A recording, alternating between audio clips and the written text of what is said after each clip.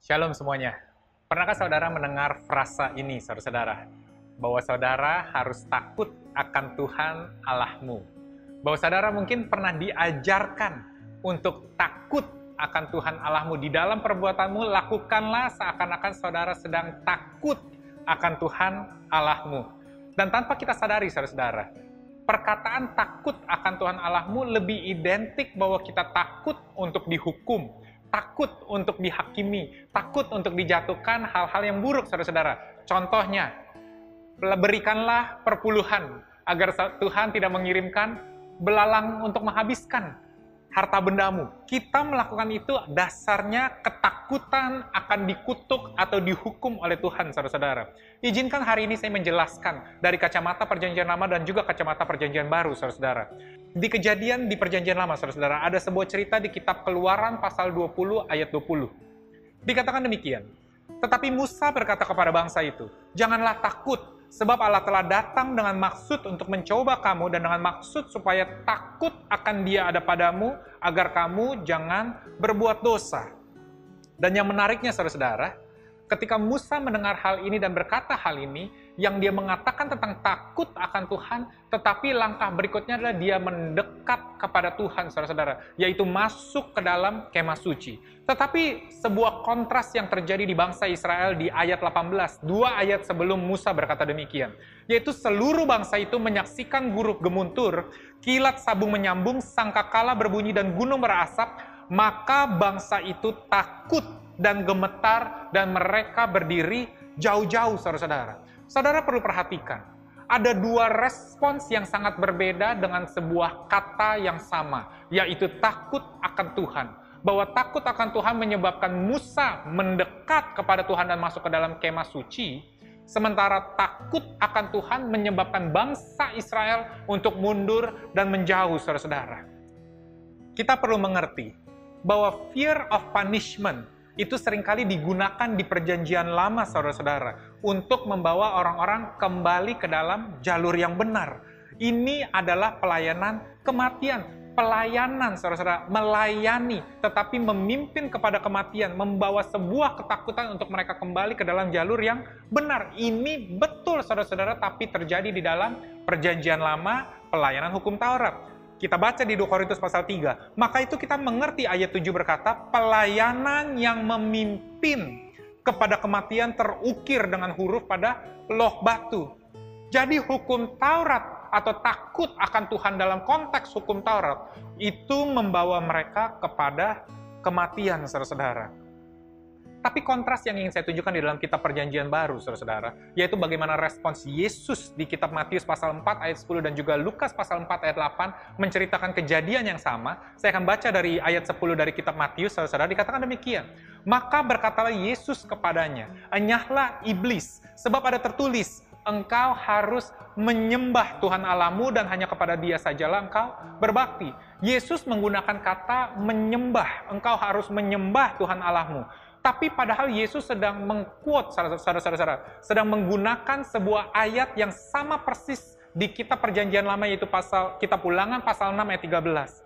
Dikatakan, engkau harus takut akan Tuhan Allahmu. Tapi Yesus gunakan di dalam Perjanjian Baru, di dalam kitab Matius, dengan kata engkau harus menyembah, saudara-saudara. Kita perlu mengerti bahwa rasa takut yang dimaksud itu bukanlah takut untuk menjauh dan menghindar, saudara-saudara, tapi takut di dalam artian untuk menyembah, sebuah respons yang tepat kepada Allah yang kudus dan Allah yang berkuasa. Ketakutan Tuhan itu bukanlah maksudnya untuk menjauh. Makanya kita mengerti sekarang ketika dicatat di 2 Timotius pasal 1 ayat 7.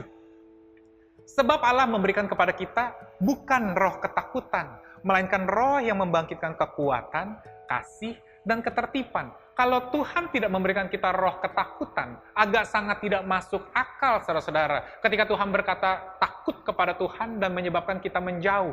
Karena bukan itulah yang diinginkan Tuhan. Tuhan ingin kita untuk mendekat, saudara-saudara. Dikatakan juga di kitab pasal 1 Yohanes, saudara-saudara. Dikatakan demikian ayat pasal keempat, ayat ke-18. Di dalam kasih tidak ada ketakutan. Kasih yang sempurna melenyapkan ketakutan. Sebab ketakutan mengandung hukuman. Dan barang siapa takut, ia tidak sempurna di dalam kasih. Kita mengasihi karena Allah lebih dahulu mengasihi kita. Sangat jelas, saudara-saudara, bahwa Tuhan ketika dia berkata takut akan Tuhan, bukanlah berbicara tentang ketakutan yang kita mengerti untuk merasa sempurna, untuk semakin menjauh. Tetapi yang dia maksud adalah untuk mengerti kasih yang semakin sempurna, saudara-saudara, akan dia. Dipertegas lagi di 1 Yohanes pasal 4 ayat 10. Inilah kasih itu. Bukan kita yang telah mengasihi Allah, tetapi Allah yang telah mengasihi kita dan yang telah mengutus anaknya sebagai pendamaian bagi dosa-dosa kita. Saudara perlu mengerti, saudara-saudara, bahwa Tuhan ingin kita bisa mendekat, bukan menjauh. Tuhan ingin kita mempunyai sebuah ucapan penyembahan, ucapan syukur akan kasih-Nya, saudara-saudara. Bukan perasaan sempurna dan agar kita bisa datang dengan perasaan layak, saudara-saudara. Apa sih yang membedakan antara takut di perjanjian lama dengan takut di perjanjian baru, saudara-saudara?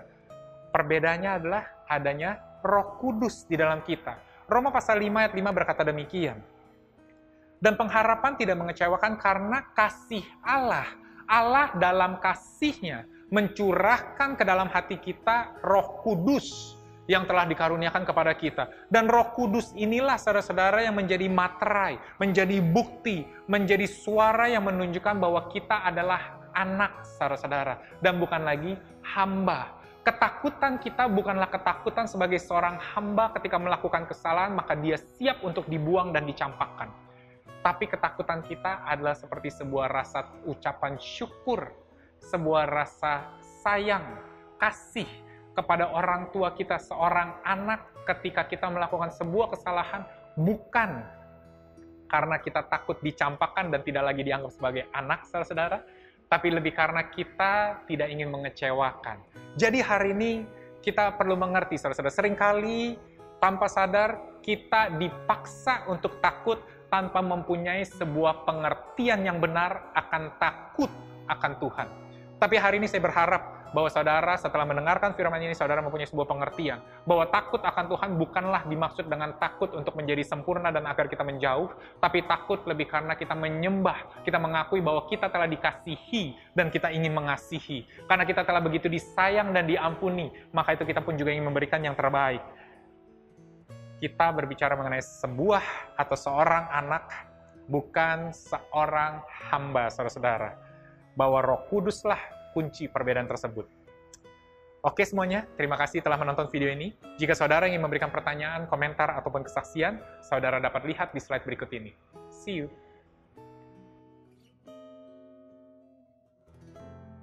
Hai, saya Julian Chong dari The Cause Indonesia Church dan ini adalah channel YouTube kami. Saya mau berterima kasih karena sudah bergabung dengan kami hari ini. Saya berharap apa yang kami bagikan menginspirasi Anda, membangun iman Anda, dan juga memberikan perspektif tentang bagaimana Tuhan bergerak di dalam kehidupan Anda. Saya percaya video hari ini sudah memberkati Anda. Maka itu jangan lupa untuk suka dan sebarkan video ini ke teman-teman ataupun keluarga Anda. Serta berlangganan dan juga menyalakan lonceng pemberitahuan di bawah ini untuk mendapatkan update akan video-video terbaru dari kami. Sekali lagi, terima kasih dan jangan lupa nonton video kami yang lain di channel kami. Sampai jumpa di episode yang lainnya. Shalom.